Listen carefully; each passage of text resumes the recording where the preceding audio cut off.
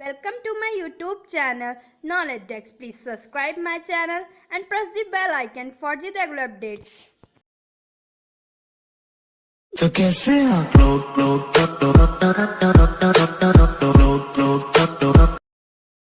Now, today we are going to study how to represent any rational number on a number line. तो आज हम क्या study करेंगे कि किसी भी रैशनल नंबर को हम नंबर लाइन पर रिप्रेजेंट कैसे करेंगे. How we represent any rational number on a number line. तो आज हम क्या स्टडी करेंगे कि किसी रैशनल नंबर को हम कैसे नंबर लाइन पर रिप्रेजेंट करेंगे. तो पहली चीज़, इस फॉर्मेट के लिए हमें पता होना चाहिए कि हमारी पाइथागोरस थ्योरम क्या होती है. तो इस चीज़ के लिए हमें पता होना चाहिए व्हाट इज़ पाइथागोरस थ्योरम, कि पाइथागोरस थ्योरम क्या होती है. तो पाइथागोरस थ्योरम क्या होती है, उसके लिए हमें क्या पता होना चाहिए भाई. पाइथागोरस थ्योरम ये होती है कि किसी भी पाइथागोरस थ्योरम, हमें एक बात इंपॉर्टेंट याद रखनी है कि पाइथागोरस थ्योरम हमेशा राइट एंगल ट्रायंगल पे अप्लाइड होती है. अगर कोई भी ट्रायंगल राइट एंगल ट्रायंगल नहीं है तो पाइथागोरस थ्योरम वहाँ पर अप्लाइड नहीं होगी. हमने क्या कहा कि पाइथागोरस थ्योरम कहाँ पर अप्लाइड होती है, हरदम राइट एंगल ट्रायंगल पे अप्लाइड होती है. It's mean 90 degree. अब पाइथागोरस थ्योरम में हमारा बेसिक क्या है भाई, बेसिक ये है कि ये जो हमारी सबसे बड़ी लाइन होती है, जो सबसे लार्जेस्ट लाइन होती है, उसको हम बोलते हैं हाइपोटेनस. क्या बोलते हैं, हाइपोटेनस. और इस लाइन को जो स्ट्रेट फॉरवर्ड की होती है, इसको हम बोलते हैं परपेंडिकुलर. और इस लाइन को क्या बोलते हैं, बेस. तो ये क्या है, हमारी सबसे लॉन्गेस्ट साइड हाइपोटेनस. ये लाइन क्या है, परपेंडिकुलर, और ये बेस. और इसका रिप्रेजेंटेशन हम कर सकते हैं, इसके जो अल्फ़ाबेट हमारा सबसे पहले लिखा हुआ उससे हम इसको रिप्रेजेंट कर सकते हैं, HPB. ठीक है. तो पाइथागोरस थ्योरम अब हम बताएंगे क्या होती है, कि अब हम इसको रिप्रेजेंट करेंगे शॉर्ट फॉर्म में. हाइपोटेनस का स्क्वायर इक्वल्स टू परपेंडिकुलर का स्क्वायर प्लस बेस का स्क्वायर. ये हमारा क्या है, ये है पाइथागोरस थ्योरम कि हाइपोटेनस का स्क्वायर, परपेंडिकुलर का स्क्वायर और बेस का स्क्वायर. अब हम ये क्यों बता रहे हैं, इसको अब हम बताएंगे कि क्या हम कर क्या रहे हैं, इस चीज़ का हमारा यूज़ क्या है, इस चीज़ का यूज़ क्या है, हम ये बताएंगे. तो हमें मान लो कोई भी रैशनल नंबर को रिप्रेजेंट करना है नंबर लाइन पे, तो उसको हम कैसे करेंगे. तो उसके लिए जो स्टेप वन है वो हमारा है कि हमें पहले क्या करना होगा, √2 को रिप्रेजेंट करना होगा. क्योंकि आप कोई भी चीज़ स्टार्ट करते हो तो पहले उसका बेस क्लियर करते हो. क्या करते हो, बेस क्लियर होता है. तो इसका बेस क्या है कि पहले हमें क्या रिप्रेजेंट करना पड़ेगा, √2 रिप्रेजेंट करना पड़ेगा. पहला स्टेप क्या है, represent √2 on a number line. अब आप कहोगे √2 ही हमने क्यों चूज़ किया और कोई नंबर. देखो √1 तो 1 ही होता है, उसका तो कोई रूट नहीं होता. तो √1 ही होता है. √2 को हम इसलिए कर रहे हैं क्योंकि √2 अगर हमारा आ जाएगा तो उसके बाद ही हम नेक्स्ट नंबर को रिप्रेजेंट कर पाएंगे. उसको हम कैसे स्टडी करेंगे वो अभी हम आगे देखेंगे. पहले आप इतना जानकारी रखिए कि √2 कैसे रिप्रेजेंट करेंगे. तो अब हम इसके लिए पहला क्या करना पड़ेगा, एक नंबर लाइन ड्रॉ करनी पड़ेगी. क्या करना पड़ेगा, हमें एक नंबर लाइन ड्रॉ करनी पड़ेगी. चलिए हम नंबर लाइन ड्रॉ कर लेते हैं.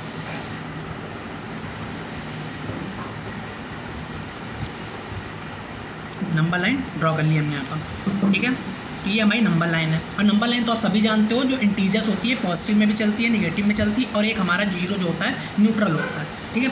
तो यहाँ पर हम क्या करेंगे, एज्यूम करेंगे. क्या एज्यूम करेंगे कि कोई एक पॉइंट है हमारी, क्या एक पॉइंट है ओ, हमारी एक हमने एज्यूम किया एक पॉइंट हमारी ओ है, जो कि ये क्या है, जीरो पर लाई कर रही है. जीरो मतलब न्यूट्रल पे लाई कर रही है. इसके बाद 1 2 3 और इसके जीरो के पहले निगेटिव साइन चलता है. तो हम यहाँ पे एज्यूम करेंगे कि एक हमारी ओ पॉइंट है, ये ओ है, अल्फ़ाबेट ओ है, जीरो नहीं है, ये अल्फ़ाबेट ओ है, जिसको हम क्या कर रहे हैं, रिप्रेजेंट कर रहे हैं जो जीरो पर है. हमने क्या एज्यूम किया, एज्यूम ओ एट जीरो. हमने एज्यूम किया है ओ कहाँ पर है, हमारा जीरो पर है. और जीरो के बाद 1 2 3 इंटीजर आता है, इसके बाद निगेटिव आता है, और जीरो हमारा न्यूट्रल है, इसका कोई भी साइन नहीं होता. ठीक है. अब यहाँ से हम एक पॉइंट लेट करेंगे. क्या करेंगे, let point M to unit. हम क्या लेट करेंगे कि पॉइंट M जो है हमारा क्या कहाँ पर है, let point M to a unit distance. हम क्या लेट करेंगे कि हमारे कोई पॉइंट m है जो कि यूनिट डिस्टेंस पे है। अब यूनिट डिस्टेंस मतलब क्या होता है 1, तो यूनिट डिस्टेंस मतलब हमने मान लिया कि एक पॉइंट m है, यहाँ पर हमने एक पॉइंट m लेट किया जिसका डिस्टेंस क्या है हमारा 1 है, 1 यूनिट है। यूनिट मतलब 1 होता है, ठीक है, ये 1 है। उसके बाद हम क्या करेंगे, हमने m लेट कर लिया। उसके बाद हम करेंगे ये कि यहाँ पर हम क्या लेट कर लेंगे, एक स्ट्रेट लाइन परपेंडिकुलर ड्रॉ करेंगे, हम परपेंडिकुलर ड्रॉ करेंगे और लिखेंगे OM इक्वल्स टू, ये हम क्या लेट कर लेते हैं P, OP, मतलब हमारा जो इतना ये हमारा बेस है उतना हमारा परपेंडिकुलर होगा इक्वल्स टू 1। इसको कोई यूनिट दे देते हैं, यूनिट लिख देते हैं 1 यूनिट, ठीक है, यूनिट हम लिखेंगे तो इसे 1 यूनिट लिख दिया, ठीक है। तो OM इक्वल्स टू OP, ये भी हमारा क्या हो जाएगा 1 हो जाएगा।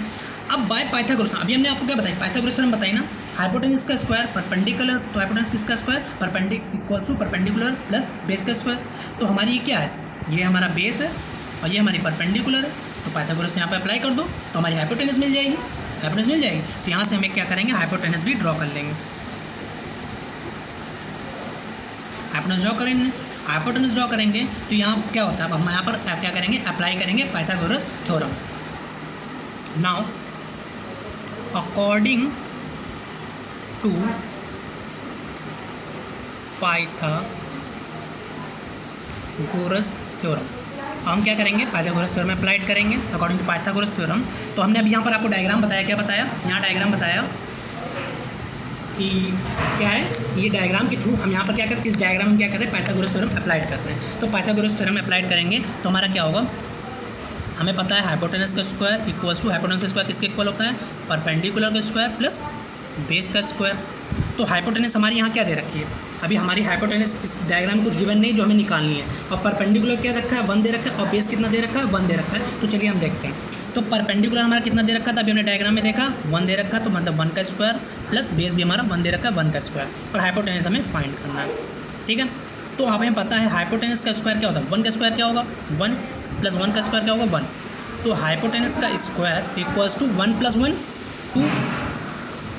तो हाइपोटेनस क्या हो जाएगा, स्क्वायर है, तो यहाँ पर क्या आ जाएगा √2, √2 आ गया। तो हमने परपेंडिकुलर मतलब पाइथागोरस थ्योरम से हमने क्या निकाल लिया, अपनी हाइपोटेनस निकाल ली। अब हम डायग्राम पे आते हैं जो अभी हमने ड्रॉ किया। अब हम डायग्राम देखेंगे तो डायग्राम में क्या है कि हमने देखा कि परपेंडिकुलर, हमने अभी क्या निकाल लिया, हाइपोटेनस हमने √2 निकाल लिया। अब हमें एक ज्योमेट्रिकल टूल की ज़रूरत पड़ेगी।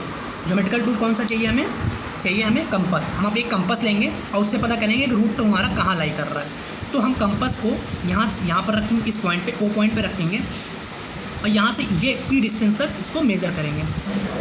उसके बाद P डिस्टेंस से मेज़र करने के बाद हम क्या करेंगे, P पॉइंट पे रखने के बाद हम इसको यहाँ से क्या करेंगे, एक डॉटेड लाइन ड्रॉ करेंगे, और जहाँ पर G लाई करेगा वहीं पर हमारा क्या होगा, √2 हमारा वहीं पर हो जाएगा। तो ये हमारा √2 इस लाइन पे लाई करेगा। तो हमने क्या किया, कुछ नहीं किया, हमने क्या किया, पहले हमने पाइथागोरस थ्योरम अप्लाइड करके √2 की वैल्यू निकाली, 1 को ऐड किया, क्योंकि हाइपोटेनस का स्क्वायर इक्वल्स टू क्या होता है, परपेंडिकुलर स्क्वायर प्लस बेस का स्क्वायर। हमने कुछ नहीं किया, पहले √2 निकाला, और √2 निकालने के बाद हमने एक ज्योमेट्रिकल टूल का यूज़ किया जो कि हमारा कंपास है। कंपास का यूज़ करके हमने ये डिस्टेंस मेजर की। उसके बाद यहाँ से डॉटेड लाइन बनाई, जहाँ पर जिस पॉइंट पर हमारा यहाँ पर आएगा उसी पॉइंट पर हमारा √2 लाई करेगा। अब √2 हमें पता चल गया। अब हम जानते हैं कि √3 कैसे करेंगे। इससे पहले हमने निकाला कि √2 हमें कैसे फाइंड करना है। अब हमने √2 अभी हमने बताया, √2 हमने नंबर क्यों लिया था, क्योंकि √1 इक्वल्स टू 1 होता है।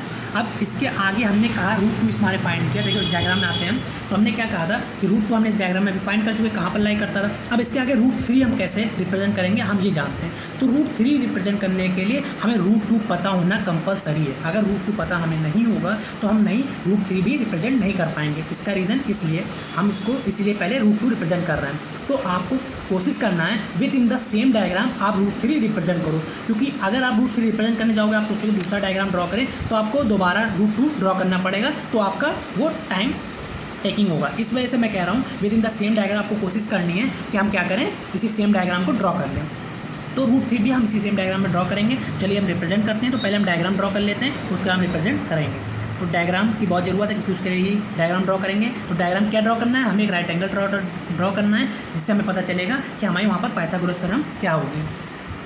हमने डायग्राम ड्रॉ किया, तो ये हमारी क्या है अभी हम बताते हैं क्या है। तो उसके बाद हम क्या ड्रॉ करेंगे, पूरा इसके एक राइट एंगल ट्रायंगल ड्रॉ करेंगे।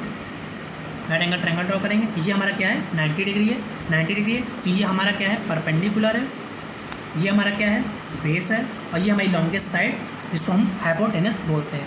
तो अब हम बाय पाइथागोरस थ्योरम से हम हाइपोटेनस फिर निकालेंगे, और ये हमारा क्या होगा 1 यूनिट होगा, क्योंकि हम 1 यूनिट लेके चलते हैं। तो यहाँ पर भी हमारा क्या हो जाएगा, ये 1 यूनिट हो जाएगा।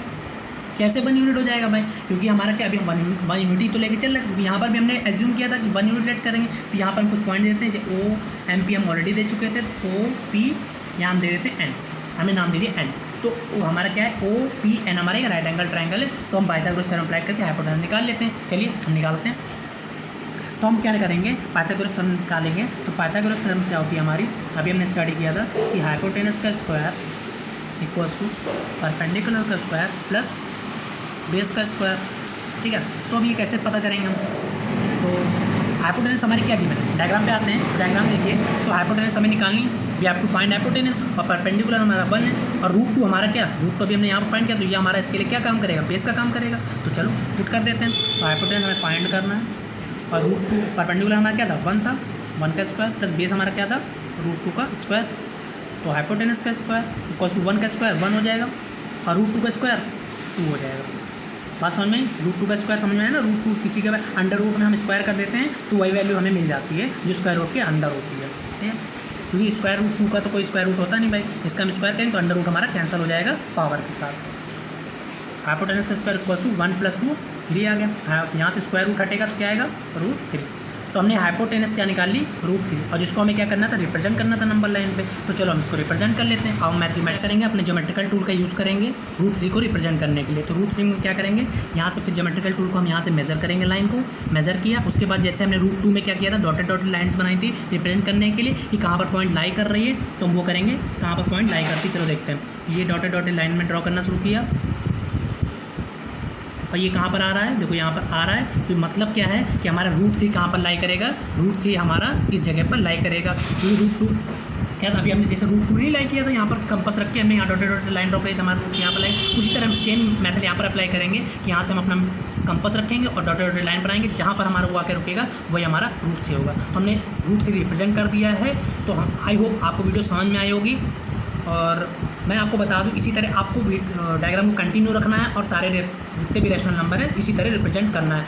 और एक और इम्पॉर्टेंट बात बता दूं कि विदाउट क्या होगा कि अगर आप √2 √3 या फिर आगे जो नंबर है, अगर आप √2 को ही रिप्रेजेंट नहीं करोगे तो आपको √3 नहीं मिल पाएगा। अब हमने ऐसा क्यों किया था, क्योंकि √2 अगर हमें देखें √2 अगर हमारा होगा तो √2 का स्क्वायर और 1 हमें क्या दे देगा, √3 हमें गिवन करेगा। इसी तरह √3 और 1 का जब हम इसी तरह कंटिन्यू आगे करेंगे तो हमारा √3 और √3 का स्क्वायर क्या हो जाएगा 3, और +1 करेंगे तो हमें 4 मिल जाएगा। तो √4 क्या होता है 2 होता है। तो इस तरह हम √4 को रिप्रेजेंट कर सकते हैं। इसी तरह धीमे धीमे कंटिन्यू करेंगे, इसलिए हमारा ये ज़रूरी है कि हम सेम डायग्राम में उसको कंटिन्यू करें। सो आई होप आपको समझ में आएगा। Thank you.